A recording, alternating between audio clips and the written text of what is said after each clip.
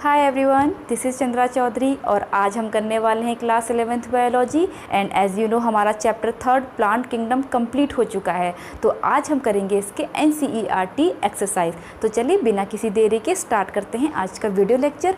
First question हम देखते हैं यहाँ पे, what are basis of classification of algae. Algae के क्लासिफिकेशन का बेसिस क्या है। तो थोड़ा सा मैं यहाँ पर आपको रिकॉल करवा देती हूँ। जो प्लांट किंगडम था उसको 5 मेजर ग्रुप में डिवाइड किया गया था। First one is thallophyta, second आपका bryophyta, then pteridophyta, gymnosperm and angiosperm. तो थैलोफाइटा सबसे सिंपलेस्ट थे जिन्हें हम एल्गी भी कहते हैं। ठीक है, अब एल्गी को अगेन 3 पार्ट्स में डिवाइड किया गया था on the basis of colour और अदर कैरेक्टरिस्टिक्स। दीज आर आपके थे क्लोरोफाइसी, फियोफाइसी एंड रोडोफाइसी। तो उनका बेसिस क्या था। ठीक है, तो यहाँ पर मैं आपको सिंपली क्वेश्चन की जो आप हैं यहाँ पर, ठीक है, उनके आपको मीन्स और उनको समझाने वाली हूँ कि कैसे आप लिखेंगे, ताकि आप लोग जब सारे के सारे क्वेश्चन जो आपको समझ में आ जाएंगे तो आप आसानी से लिख लोगे। तो पहला यहाँ पर बेसिस था कलर पिगमेंट का। कलर पिगमेंट जैसे आपके क्लोरोफिल है, किसी में क्लोरोफिल ए, किसी में बी, किसी में AC, किसी में BC, तो इस तरह से। अब सेकंड की मैं बात करूं, सेकंड यहाँ पर क्या था, फ्लैजिलेशन। ठीक है, फ्लैजिलेशन का नंबर भी इनमें अलग अलग था।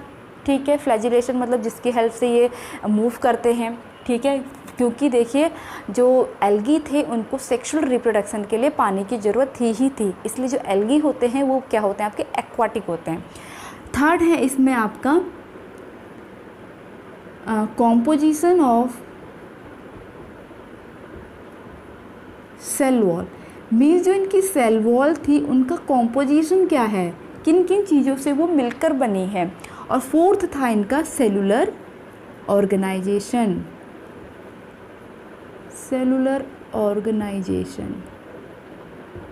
Okay, these are the basis of classification of algae. Okay, let's move to the next question.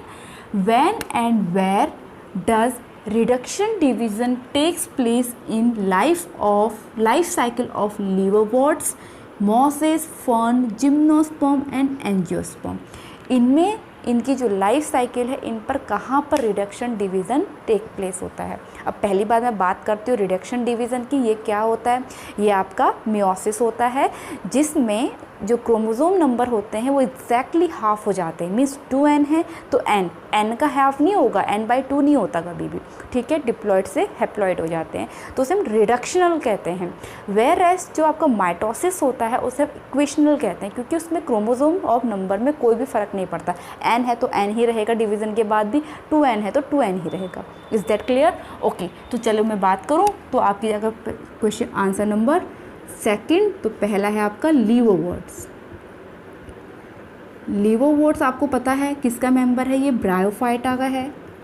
ठीक है, और जो ब्रायोफाइटा थे वो एल्गी से ज़्यादा एडवांस थे। ठीक है, तो यहाँ पर लीवोवर्ट्स में जो स्पोरोफिटिक कंडीशन थी, मीन्स जैसे आपका एक गैमेटोफिटिक वाला प्लांट है, इसमें जो स्पोरोफिटिक कंडीशन थी वो ऐसे थी, इस टाइप से। मीन्स डिपेंडेंट था वो गैमेटोफिटिक में। तो इसका जो स्पोरोफिटिक वाली कंडीशन है उसको 3 पार्ट्स में डिवाइड किया गया था। फर्स्ट वन इज आपका फुट, सेकेंड वन इज सीटा and third one is capsule. तो ये जो कैप्सूल था इसके अंदर क्या थे, आपका स्पोरेंजियम या स्पोरेंजिया, सिंगुलर में हम स्पोरेंजियम बोलेंगे, बहुत सारे में स्पोरेंजिया। और इसमें क्या थी, स्पोर मदर सेल, SMC मैं शॉर्ट में लिख रही हूँ। फिर यहाँ पर क्या होगा आपका मियोसिस। कहीं पे भी जब इस मदर सेल आती तो इसका मतलब वहाँ पर अब मियोसिस होना है, रिडक्शनल डिवीजन होना है। तो देखिए क्योंकि स्पोरोफिटिक कंडीशन है तो मीन्स 2n है, ये आपका स्पोरेंजिया 2n है, मदर सेल्स आपकी 2n है, मियोसिस हो गया तो यहाँ पर अब आपके बन के स्पोर जो आपके n हैं, जो फेवरेबल कंडीशन आने पर जर्मिनेट कर जाते हैं और न्यू प्लांट बनाएंगे। जो न्यू प्लांट होता है वो भी एन होता है, क्योंकि आपकी ब्रायोफाइटा में भी जो मेन प्लांट बॉडी होती है वो गैमेटोफाइट होती है। गैमेटोफाइट का मतलब हैप्लॉइड, स्पोरोफाइट का मतलब डिप्लॉइड। तो ये डिप्लॉइड कंडीशन कुछ देर के लिए ही होती है, ठीक है, ओके। अब नेक्स्ट है आपका, सेकंड है आपका मॉसेस। तो आप सभी को ये पता है मॉसेस भी क्या है, ब्रायोफाइटा का ही पार्ट है, बट लीवोवॉर्ट से थोड़ा सा एडवांस है। तो उसमें भी सेम कंडीशन यही आती है कि जो स्पोरोफाइट होता है आपका वो 3 पार्ट्स में डिवाइडेड होता है, फुट, सिटा एंड कैप्सूल। बस यहाँ पर आपका स्पोर सैक होता है जिसके अंदर स्पोर मदर सेल्स होती हैं। सेम चीज़ फिर मियोसिस होगा, स्पोर बनेंगे, उससे न्यू प्लांट बनेगा, ये डिफरेंस है, ठीक है। चलिए अब नेक्स्ट क्वेश्चन की ओर बढ़ते हैं। नेक्स्ट आपका है फर्न। फर्न में कैसा होगा, देखो फर्न आप सभी को पता है ना किसका है, आपका ये टेरिडोफाइटा का है। तो अगर आपको याद है तो टेरिडोफाइटा की जो लीव्स होती हैं इस तरह से, ऐसी नहीं होती है, मैं सिर्फ सिंपली आपको समझाने के लिए बना रही हूँ। तो ये लीफ है, इसको हम लीफ कहेंगे, और इनमें कुछ टाइम बाद स्पोरेंजियम डेवलप्ड कर जाते हैं, ठीक है। जिस स्पोरेंजियम डेवलप कर जाते हैं तो तब उसको क्या बोला जाता है, इस होल स्ट्रक्चर स्पोरोफिल। तो इस स्पोरेंजियम में क्या होती हैं, आपकी स्पोर मदर सेल्स होती हैं, इसमें आपका मियोसिस होगा, देन आपके स्पोर बनेंगे और ये जर्मिनेट कर जाएंगे न्यू प्लांट में, ठीक है, समझ में आ गया। वेयर एज अब आपका जिम्नोस्पर्म है। जिम्नोस्पर्म में क्या होता है, देखिए जिम्नोस्पर्म में भी सेम आपकी ये वाला स्ट्रक्चर थोड़ा और डेवलप्ड करता है। तो छोटे लीफ को माइक्रोस्पोरोफिल बोला जाता है, बड़ी लीफ को मेगास्पोरोफिल बोला जाता है। तो जो माइक्रोस्पोरोफिल है उसमें जो स्पोरेंजियम बने हैं उसको माइक्रोस्पोरेंजियम बोला जाएगा। क्या बोला जाएगा, जिम्नोस्पर्म में, ठीक है। जो आपकी स्पोरोफिल, ये समझ रहे हो ना क्या है। जैसे देखो मैंने कहा था इस स्ट्रक्चर को माइक्रो स्पोरोफिल बोलेंगे, but in case of gymnosperm 2 types की लीफ हैं आपकी, लार्ज और स्मॉल। तो स्मॉल को हम माइक्रोस्पोरोफिल, और जो किसकी होती है, मेल की होती है, ठीक है। इसमें आपके क्या होंगे, माइक्रो स्पोरो मदर सेल होंगे, उसमें आपका मियोसिस डिवीज़न होगा, देन आपके स्पोर बनेंगे जो आपका न्यू प्लांट बनाएंगे, ठीक है। इतनी बात समझ में आ गई। At last angiosperm. एंजियोस्पर्म में क्या होगा, देखिए एंजियोस्पर्म जिम्नोस्पर्म से भी ज़्यादा एडवांस होते हैं, ठीक है। एंजियोस्पर्म और सबसे ज़्यादा जिनने डेवलप्ड किया है। तो यहाँ पर जो मेगास्पोरेंजियम होता है, ठीक है, मेगास्पोरेंजियम जो होगा इसमें क्या है, आपकी मेगास्पोर मदर सेल्स हैं जिसमें आपका मियोसिस होगा, ठीक है। देन इसमें क्या बनेंगे, मेगास्पोर बनेंगे। 4 बनते हैं, 4 में से 3 डीजनरेट हो जाते हैं, ओनली सिंगल बनता है जो बाद में भी एम्ब्रियोसैक बनाता है, ठीक है। और एम्ब्रियोसैक में जो आपके 8 न्यूक्लियस बनते हैं वो कैसे बनते हैं, उसमें 3 माइटोसिस डिवीज़न रेगुलर होता है। जैसे 1 न्यूक्लियस है, 1 से पहले डिवीज़न में 2 बनेंगे, दूसरे डिवीज़न में 4 बनेंगे, तीसरे डिवीज़न में 8 बनेंगे, तो 8 न्यूक्लियस होता है, ठीक है। तो चलिए अब आगे बढ़ते हैं। तो आपका यहाँ पर सेकंड क्वेश्चन खत्म हो गया। अब नेक्स्ट क्वेश्चन है, name 3 groups of plant that bear archegonia, briefly describe the life cycle of any one of them. अब आपको 3 ऐसे ग्रुप्स बताने हैं जिनमें आर्किगोनिया पाया जाता है। तो सबसे पहली बात अगर मैं बात करूं तो आर्किगोनिया है क्या, आर्किगोनिया आपका फीमेल सेक्स ऑर्गन है, ठीक है। जो किस में पाया जाता है, आपके वो पाया जाता है, आंसर नंबर 3, तो ये पाया जाता है आपका ब्रायोफाइट्स में, टेरिडोफाइटा में पाया जाता है,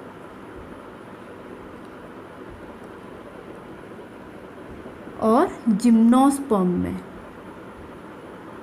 जिम्नोस्पर्म, ठीक है, इनमें पाया जाता है। तो यहाँ पर अब एक की लाइफ साइकिल बोली है, तो यहाँ पर मैं जिम्नोस्पर्म की ही लाइफ साइकिल बताने जा रही हूँ। अब जैसे कि आप लोगों को पता है इनमें ऑल्टरनेशन ऑफ जनरेशन पाया जाता है, यानी कि गैमेटोफिटिक, स्पोरोफिटिक, गैमेटोफिटिक, स्पोरोफिटिक, ये साइकिल चलती रहती है। बस ये है कि कहीं पे गैमेटोफिटिक आपकी डोमिनेंट होती है, कहीं पे स्पोरोफिटिक। तो इन केस ऑफ जिम्नोस्पर्म, क्योंकि ये एडवांस हैं, तो इनमें स्पोरोफिटिक जब स्पोरोफिटिक जो है आपकी वो ज़्यादा डोमिनेंट होती है। स्पोरोफिटिक प्लांट है जो 2N है, ठीक है। अब इनमें एक मेल होगा, एक फीमेल होगा। मेल वाले सेक्स ऑर्गन को क्या बोलते हैं? आपके एंथेरिडियम, और फीमेल को क्या बोलते हैं? आर्किगोनियम। और मेल में फिर आपका क्या होगा? माइक्रोस्पोरेंजियम। मैं यहाँ पर ज़्यादा डिटेल में नहीं करा रही हूँ क्योंकि मैं ऑलरेडी पढ़ा चुकी हूँ, तब यहाँ पे शॉर्ट में करा रही हूँ, ठीक है। माइक्रोस्पोरेंजियम, तो यहाँ क्या होगा आपका? मेगास्पोरेंजियम, ठीक है। अब मेगास्पोरेंजियम और माइक्रोस्पोरेंजियम में मियोसिस होगा, रिडक्शन डिवीज़न, तो इसमें बनेंगे आपके माइक्रोस्पोर और इसमें मेगास्पोर बनेंगे, ठीक है। ये डेवलप्ड होके क्या बनाएगा? पॉलन, जबकि ये आपका क्या बनाएगा? एग बनाएगा, ठीक है। अब ये दोनों आपस में फ्यूज़ होंगे, फ्यूज़न होगा, फर्टिलाइजेशन होगा, तो जाइगोट बनेगा। अब जाइगोट डेवलप्ड होके क्या बनाएगा? एम्ब्रियो बनेगा। एम्ब्रियो डेवलप्ड होके सीड बनेगा, और सीड डेवलप्ड होके स्पोरोफिटिक प्लांट बनेगा। तो ये आपकी लाइफ साइकिल हो गई। तो यहाँ पर देखिए ये 2N है, ये भी 2N है। अब मियोसिस रिडक्शन डिवीज़न हो गया तो ये N बन गया। ये भी N है।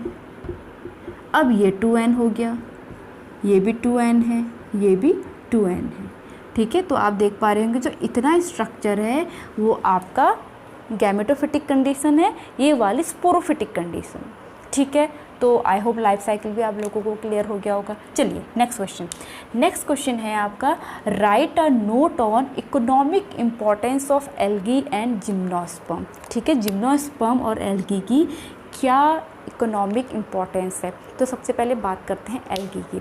तो एल्गी जो होता है बेटा वो सबसे ज़्यादा आपका पाया जाता है एक्वाटिक, जैसे कि आपको पता है हमारी अर्थ में 3/4 पार्ट जो है आपका क्या है? जल है, मीन्स आपका पानी है। तो और ये पानी ही इनका रहने की जगह है, तो पानी में ज़्यादा पाए जाते हैं। तो ये ऑलमोस्ट 50% जो कार्बन डाइऑक्साइड का फिक्सेशन है वो एल्गी ही करते हैं through the process of photosynthesis, क्योंकि ये फोटोसिंथेसिस की प्रोसेस को कर सकते हैं और सबसे ज़्यादा अमाउंट में पाए जा रहे हैं, तो 50% इनका योगदान है, ठीक है। सेकंड में बात करूं तो जो एल्गी होते हैं, कुछ जो एक्वाटिक एनिमल हैं उनका ये भोजन होते हैं एज अ फूड।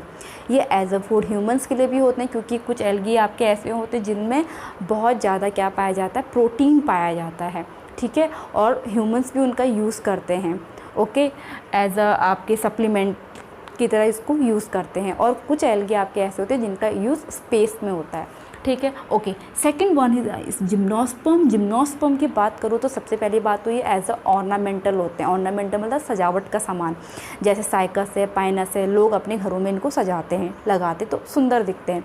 दूसरी बात, ये बहुत बड़े बड़े भी होते तो इनकी पेड़ों जो होते हैं उनसे फर्नीचर भी बनाया जाता है, और कुछ इनसे रेजिन्स या ऑयल्स भी प्राप्त होते हैं। तो ये इनकी इकोनॉमिक इम्पॉर्टेंस है।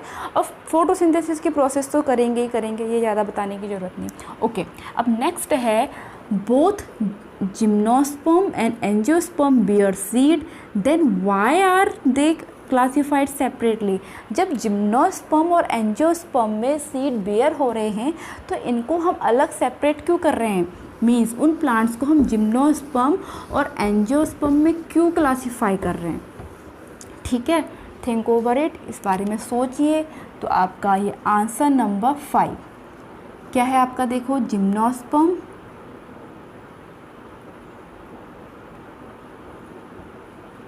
दूसरा क्या है आपका? एंजियोस्पर्म। तो इनको अलग अलग क्यों बोला जा रहा है? तो देखिए, सबसे पहले अगर मैं बात करूँ जिम्नोस्पर्म की, तो ये नेकेड सीड होते हैं, ठीक है। इनमें जो सीड होता है वो नेकेड होता है, नेकेड सीड। बाहर से कोई भी क्योंकि जो ओव्यूल होता है उसके बाहर से कोई ओवरी नहीं होती है, दैट्स वाई ओव्यूल से सीड तो आपका फॉर्मेशन हो जाता है, ओवरी नहीं है तो फ्रूट नहीं बनता है, तो ये नेकेड होते हैं। वेयर एज जो एंजियोस्पर्म होते हैं उनमें कवर्ड सीड होता है। तो पहला डिफरेंस तो ये हो गया, ठीक है। अब दूसरा डिफरेंस मेजर, एंजियोस्पर्म को फ्लावरिंग प्लांट भी कहते हैं। वाई? क्योंकि इनमें फ्लावर होते हैं जबकि आपके जिम्नोस्पर्म में नहीं होते हैं, इसलिए एंजियोस्पर्म ज़्यादा सुंदर होते हैं एज़ कंपैरिजन टू जिम्नोस्पर्म, ठीक है। तो आपके इसमें क्या होते हैं, नो फ्लावर, जबकि इसमें फ्लावर होते हैं, ठीक है। अब थर्ड चीज़, जिम्नोस्पर्म में डबल फर्टिलाइजेशन नहीं होता है। क्या? No double fertilisation, no double fertilisation, ठीक है। वेरेस इसमें डबल फर्टिलाइजेशन होता है, डबल फर्टिलाइजेशन। ओके, सो इतने इनफ हैं, ठीक है। इन बेसिस पे इनको अलग अलग ग्रुप में डिवाइड किया गया है। ओके, नेक्स्ट क्वेश्चन है what are heterospory, briefly comment on its significance and give two example.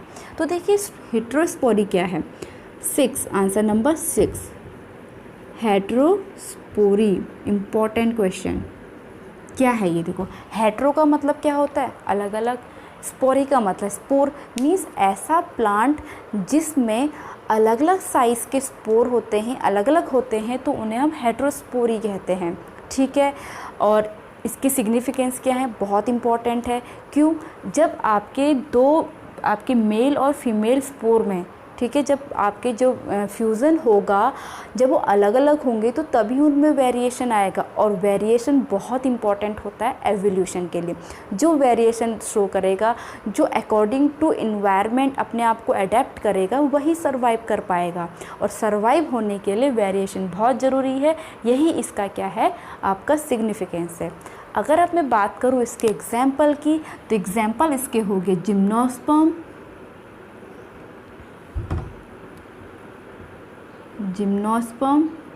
और सेकंड इसका एग्जाम्पल हो गया एंजियोस्पर्म, ठीक है। क्लियर हो गया? ओके, अब नेक्स्ट क्वेश्चन है एक्सप्लेन। फर्स्ट है protonema, antheridium, archegonium, diplontic, sporophyll and isogamy, ठीक है। अब पहली मैं बात कर रही हूँ प्रोटोनीमा की। प्रोटोनीमा ये नाम आपने कहाँ सुना? ऑब्वियसली ब्रायोफाइटा में सुना। अब ब्रायोफाइटा आपके 2 उसमें डिवाइडेड थे, लिवर्वर्ट्स एंड मॉसेस। तो ये कहाँ आपका पाया जाता है? ये लिवर्वर्ट्स में नहीं पाया जाता, ये मॉस में पाया जाता है। तो ये क्या है आपकी हैप्लॉइड स्टेज ऑफ मॉसेस, ठीक है। मॉसेस लाइफ साइकिल, जो मॉस की लाइफ साइकिल होती है उसकी हैप्लॉइड स्टेज है ये, ठीक है। अब सेकंड है एंथ्रेडियम। एंथ्रेडियम क्या है बेटा? एंथ्रेडियम आपका क्या होता है, मेल सेक्स ऑर्गन। ये क्या है आपका एंथ्रेडियम? यहीं पे लिख देती हूँ मैं आंसर, मेल सेक्स ऑर्गन, ठीक है। और ये आपका किसमें पाया जाता है? ब्रायोफाइटा, टेरिडोफाइटा और आपका जिम्नो। अब आर्किगोनियम क्या होता है आपका? फीमेल सेक्स ऑर्गन, ओके, इसको फीमेल सेक्स ऑर्गन है आपका। एंड ये फ्लास्क शेप का होता है, ठीक है, और जैकेट से कवर होता है। ये ऑलरेडी मैं आपको वीडियोस पे पढ़ा चुकी हूँ, इसलिए मैं यहाँ पे डिटेल में नहीं बता रही हूँ, थोड़ा सा आपको हिंट दे रही हूँ ताकि आप लोग थोड़ा खुद पढ़ें। फिर डिप्लॉन्टिक मतलब क्या है? ऐसी लाइफ साइकिल जिसमें स्पोरोफिटिक कंडीशन डोमिनेंट हो, डिप्लॉयड हो, उसे हम डिप्लॉन्टिक कहते हैं, 2N, ठीक है। नेक्स्ट है आपका स्पोरोफिल। स्पोरोफिल क्या था? आपकी जैसे लीफ थी टेरिडोफाइट्स के केस में, ठीक है, कुछ टाइम बाद उसमें स्पोरेंजियम डेवलप कर जा रहे थे, तो इस स्ट्रक्चर को हम क्या कह रहे थे? स्पोरोफिल, ठीक है। फिर उसमें आपकी मियोसिस हो रहा था, देन स्पोर्स में बन रहे थे, ओके। नेक्स्ट है आपका isogamy. Isogamy is the type of आपका फर्टिलाइजेशन जो होता है। तो आइसोगेमी फर्टिलाइजेशन में क्या होता है, जहाँ पर आपका जो मेल फीमेल जो गैमीट्स होते हैं वो सिमिलर इन साइज़ होते हैं, भले ही वो फ्लैजिलेट हो या फिर नॉन फ्लैजिलेट हो, उससे फ़र्क नहीं पड़ता, बट क्या होना चाहिए, सिमिलर इन साइज़ होना चाहिए, उसे हम आइसोगेमी कहते हैं। समझ में आ गया? ओके, नेक्स्ट क्वेश्चन है डिफरेंसेस। अब हमें डिफरेंसेस करने हैं। चलिए, ज़्यादा डिफरेंसेस हम नहीं करेंगे, 2 डिफरेंसेस हम यहाँ पर कर लेंगे, ठीक है। तो पहला है आपका रेड एल्गी, रेड और ब्राउन। रेड आपका क्या होता है, रोडोफाइसी, और आपका ब्राउन एल्गी क्या होता है आपका, फियोफाइसी। तो रेड एल्गी का कलर जिसकी वजह से रेड है उसे हम क्या कहते हैं, उस पिगमेंट को क्लोरोफिल ए एंड डी की वजह से। वेयर एज ब्राउन एल्गी का कलर क्यों है, chlorophyll A and C, means उसमें ए एंड सी क्लोरोफिल पाया जाता है। दूसरी बात, अगर मैं फूड स्टोरेज की बात करूं तो एल्गी, जो रेड एल्गी हैं उनमें फूड स्टोरेज होता है एज अ फ्लोरिडिन, ठीक है। वेयर एज आपका ब्राउन एल्गी में एज अ लैमिनेरियन, इसके रूप में फूड स्टोर होता है, ठीक है। 2 इनफ है। नेक्स्ट है आपका लीवरवोर्ट्स एंड मॉसेस। इसकी बात तो अभी कर चुकी हूँ मैं, ज़्यादा इसमें बार बार बताने की ज़रूरत नहीं है, फिर भी थोड़ा सा हम कर लेते हैं। लीवरवोर्ट्स एंड आपके मॉसेस। तो देखिए, लीवरवोर्ट्स में अभी मैं बता चुकी हूँ, इसमें प्रोटोनीमा नहीं पाया जाता है, नो प्रोटोनीमा, जबकि इसमें प्रोटोनीमा पाया जाएगा। Protonema is a haploid stage in their life cycle.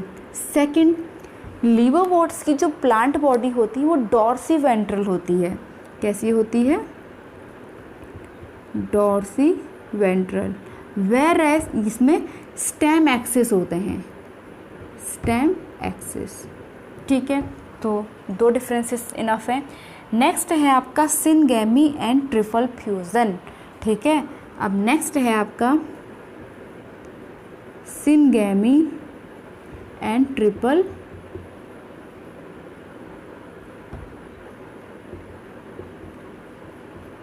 Fusion.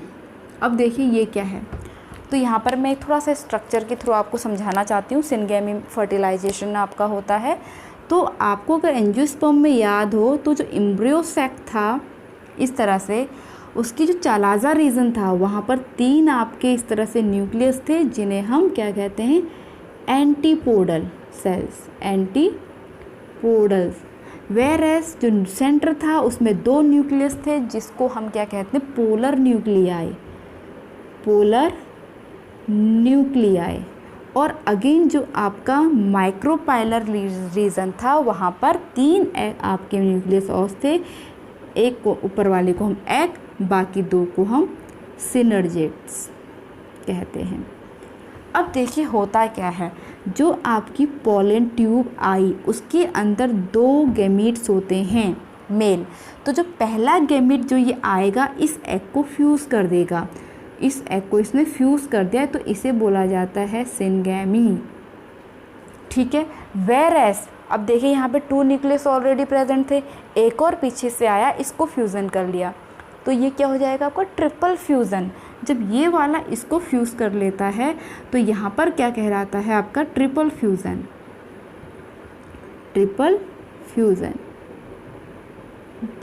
Plus gamete, ठीक है। गैमीट किसका, male gamete, polar nuclei plus male gamete fuse होकर के ट्रिपल फ्यूज़न बनाते हैं। वेयर एज एग और मेल गैमीट मिल करके आपका सिनगैमी को, मतलब फर्टिलाइजेशन जो होता है वो सिनगैमी का हो, सिनगैमी टाइप होता है, ठीक है। आई होप ये क्लियर हो गया होगा।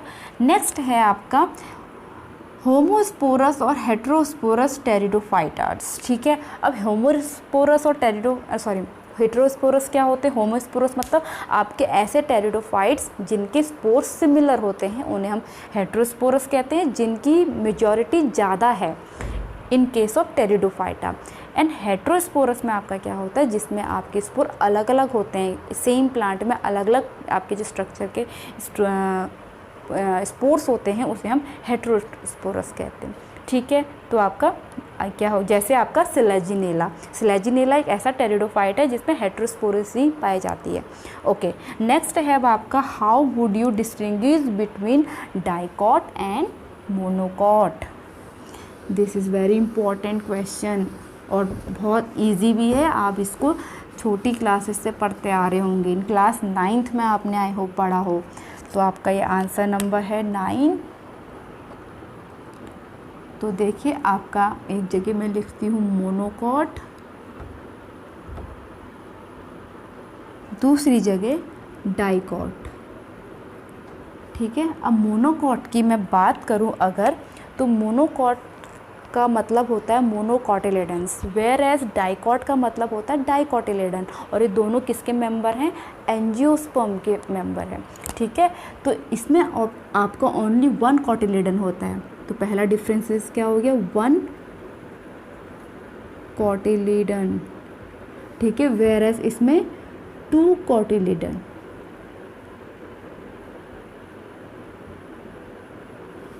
अब सेकंड डिफरेंस, इनमें जो वेनिएशन होता है वो पैरेलल होता है। वो कैसे, जैसे ये लीफ है, सपोज लीफ, ठीक है, ये आपका क्या होता है, लीफ ब्लेड, ये आपकी मेन विंग होती हैं, तो बाकी की जो विंग्स होती हैं सपोर्टिंग वो सब इसके पैरेलल जाएंगे। तो इस टाइप का वेनिएशन होता है, जाइलम फ्लोएम होता है। और जबकि आपका यहाँ क्या होता है, जैसे आपकी लीव्स है, ये मेन विंग है, तो ऐसे करके रेटिकुलेट, ऐसे करके वेनिएशन होता है। थर्ड, इनमें जो फ्लावर आपके होते हैं वो ट्राइनुमेरस होते हैं, इसमें आपका आप टेट्रानुमेरस या पेंटानुमेरस होते हैं। ठीक है, तो इतने काफ़ी हैं आई होप। अब नेक्स्ट है आपका describe the importance characteristics of gymnosperm. अब यहाँ पर जिम्नोस्पर्म के आपको कैरेक्टरिस्टिक्स बताने हैं। Answer number 10।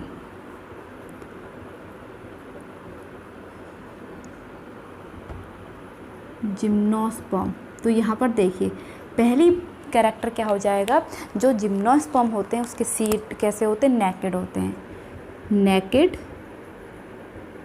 सीड।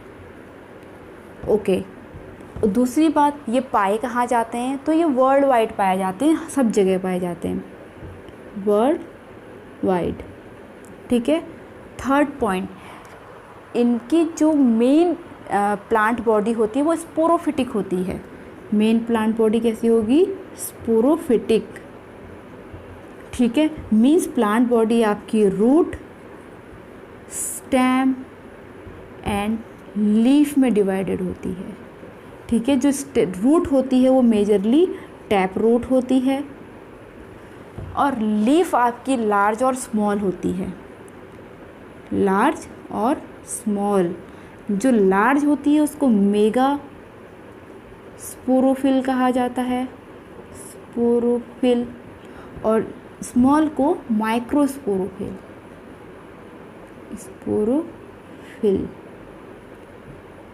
ठीक है, क्योंकि स्पोरोफिल आपको पता है ना, स्पोरोफिल जब किसी लीफ में स्पोरेंजिया डेवलप कर जाते तो उसको स्पोरोफिल बोला जाता है। तो लार्ज होगी तो मेगा, स्मॉल होगी तो आपके माइक्रो। देन वो स्पोर क्या होते हैं, आपके स्पोरोफिल क्या होते हैं, ऐसे कॉम्पैक्ट हो जाते हैं, तो इस टाइप का स्ट्रक्चर बनाते हैं ये। तो इसको हम क्या बोलते हैं, स्ट्रॉबिली, स्ट्रॉबिली और कोन कहा जाता है इन्हें। तो इतना आई होप मेन इनफ हो गया, बहुत हैं इतने आपके जर्नल कैरेक्टरिस्टिक्स जो हैं। ओके, नेक्स्ट है आपके मैच द फॉलोइंग। आपको यहाँ पर कुछ आपके यहाँ पर प्लांट दिए गए हैं, वो किस मेंबर का है, इसमें आपको मैच करना है। तो देखिए क्लेमाइडोमोनस, ये किसका होता है, ऑब्वियसली ये क्या आपका एल्गी है। ठीक है, दूसरा है आपका साइकस, ऑब्वियसली ये आपका जिम्नोस्पर्म है। नेक्स्ट है आपका सिलेजिनेला, ये आपका टेरिडोफाइटा है। ठीक है, और स्पैगनम ये आपका मॉसिस है। तो यहाँ पर आपके एनसीईआरटी सॉल्यूशन जो हैं वो कंप्लीट हो चुके हैं। आई होप आपको हेल्पफुल रहे हों, समझ में आए हो, और अब आप इन क्वेश्चंस को लिख सकते हो। थोड़ा सा आपको आइडिया मिल गया होगा। अगर ये आप वीडियो लेक्चर आप लोगों के लिए हेल्पफुल रहा हो तो please hit the like, leave the comment, subscribe to my channel and press the bell icon. और नेक्स्ट मैं स्टार्ट करूँगी जो आपका चैप्टर नंबर 4 है एनिमल किंगडम, उसे हम करेंगे। तब तक के लिए stay tune, stay healthy, stay connected, bye bye.